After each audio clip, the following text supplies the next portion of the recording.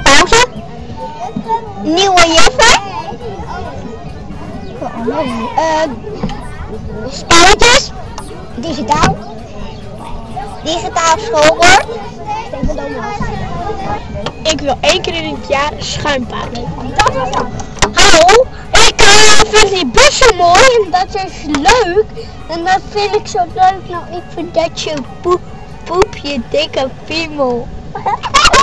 Nou, Ik wil graag dat de juffen meteen in hun naakte, blote dingen gaan zitten. En dat wij veel meer keuze krijgen. En dat vind ik leuk. Moken in de koken.